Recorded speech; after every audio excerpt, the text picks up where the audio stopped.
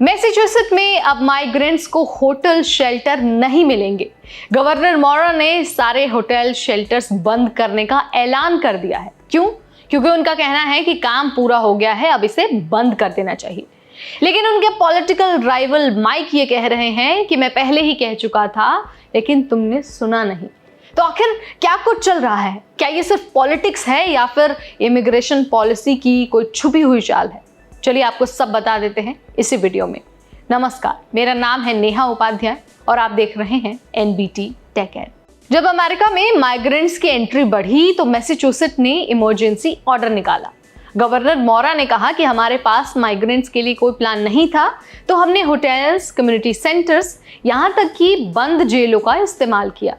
लेकिन अब मौर्य का ही कहना है कि ये फेज खत्म हो चुका है, अब होटल शेल्टर्स बंद होने चाहिए। मतलब माइग्रेंट फैमिली अब होटल्स में नहीं रहेंगी। पर सवाल ये है कि क्या इससे संकट खत्म हो गया या फिर सिर्फ शिफ्ट हो गया है? माइक, जो उनके राइवल हैं, जो 2026 में मौर्य के खिलाफ चुनाव लड़ रहे हैं, उन्होंने एकदम खुलकर कहा है कि मैंने पहले ही चेतावनी दी थी। उनका कहना है कि उन्होंने लिखित में और सीधे मिलकर मौर्य और उनके डिप्टी को माइग्रेंट क्राइसिस के बारे में बताया था। अब उनका कहना है कि मौर्य ने पॉलिटिक्स खेला, झूठे वादे किए और टैक्सपेयर्स को बेवकूफ बनाया। मतलब अब ये माइग्रेंट का मुद्दा नहीं, बल्कि 2026 की गवर्नर रेस का बड़ा हथियार बन गया है। अब यहाँ पर असली आंकड़े जरा सुन लीजिए। तो देखिए, 2025 में मैसेच्यूसेट्स में माइग्रेंट्स के लिए जो इमरजेंसी शेल्टर प्रोग्राम चल रहा है, उस पर खर्च हो सकता है $1 बिलियन से भी ज्यादा, यानी कि 8,000 करोड़ के करीब।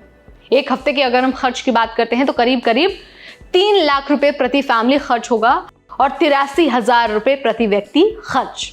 मौर्य की जो सरकार है वो कह रही है कि हमने सिस्टम में सुधार किया है, रहने के लिमिट को 6 महीने कर दिया है, रेजिडेंसी और इमिग्रेशन डॉक्यूमेंट्स जरूरी कर दिए हैं और फैमिली बैकग्राउंड चेक भी शुरू कर दिया है।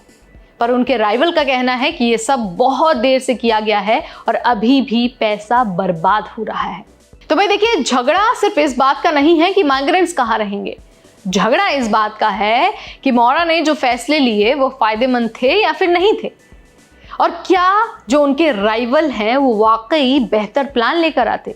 अब देखिए, मौर्य की टीम कह रही है कि उनके राइवल जो सिस्टम छोड़ के गए थे वो तो बहुत बर्बाद था, मौर्य की सरकार ने ही उसमें सुधार किया है।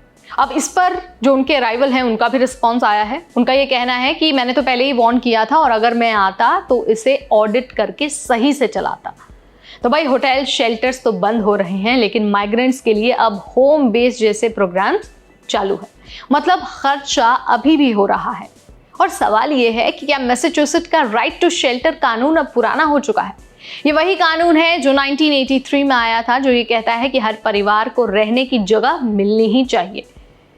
मौर्य ने अब उस कानून में भी बदलाव कर दिया है। बदलाव के अनुसार सिर्फ 6 महीने के लिए मदद मिलेगी और जरूरी दस्तावेज होने ही चाहिए। अब उनके राइवल कह रहे हैं कि अगर मैं जीता तो मैं इस पूरे सिस्टम को दोबारा से जांचूंगा। यानी कि यहाँ पर फुल ऑन पॉलिटिक्स वाला मामला है। कोई ये नहीं सोच रहा कि भाई माइग्रेंट्स का क्या होगा। अब देखिए, माइग्रेंट्स का मुद्दा सिर्फ एक सोशल इशू तो है नहीं, अब ये पॉलिटिक्स का बड़ा टॉपिक बन चुका है। मौर्य कह रही हैं कि हमने हालात सुधारे, वहीं उनके राइवल कह रहे हैं कि भाई हमने तो पहले ही चेता दिया था। अब जो भी है तो ये पॉलिटिक्स, लेकिन अब माइग्रेंट्स कहाँ पर रहेंगे, क्या होने वाला है, ये जरा संकट पैदा हो गया है। माइग्रेंट्स को अब ज्यादा मुश्किलों का सामना करना पड़ सकता है। तो भाई, यहाँ पर मैंने आपको सब कुछ डिटेल में बता दिया है, समझा दिया है, बहुत आसान भाषा में बताने की कोशिश की है। अगर फिर भी आपके मन में कोई डाउट है, कुछ सवाल आप पूछना चाहते हैं, जानना चाहते हैं हमसे, तो कमेंट के जरिए बता सकते हैं। इस वीडियो में फिलहाल इतना ही। Till then, this is me Neha Upadhyay, signing of.